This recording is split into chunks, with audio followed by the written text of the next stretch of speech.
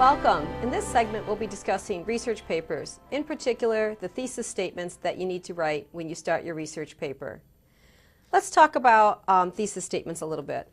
Before you do your thesis statement, when you have your research paper topic, you're going to want to do some preliminary research, again, to get a better understanding and some background of your topic. And then once you have a good grasp on your topic and you determine what you're doing with your topic, for example, if you're taking a side, if your topic is genetically modified food, you have to decide if you're for or against genetically modified food. So you're going to go ahead and write your thesis statement now that you have a better understanding of your topic.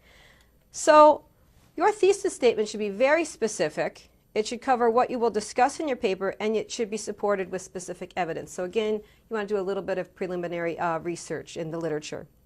Your thesis statement usually appears at the end of the first paragraph of your paper, and your topic will most likely change as you do your research and your writing. So you want to periodically go back and revisit that thesis statement, and you may have to revise it as you do your writing and your research.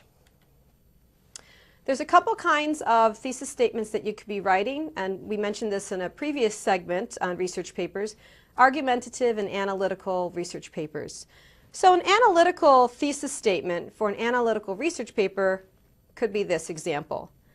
An analysis of the college admission process reveals one challenge facing counselors: accepting students with high test scores or students with strong extracurricular backgrounds.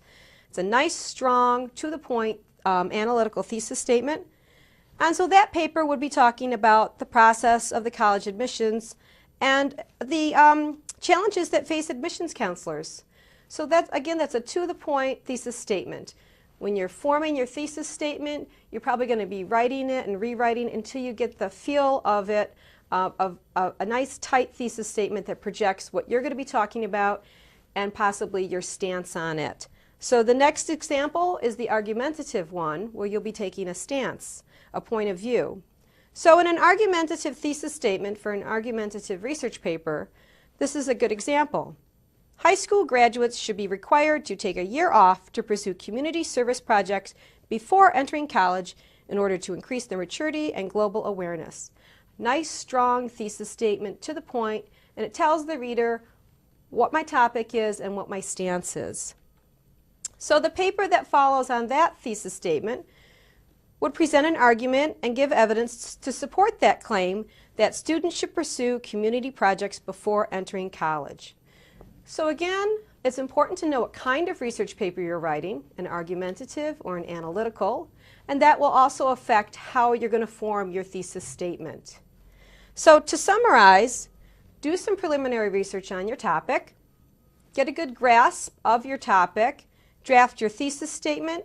If it's an argumentative research paper, you need to pick a point of view, you need to pick a stance, and as you write your paper, you need to revisit your thesis statement to see if you need to revise it in any way.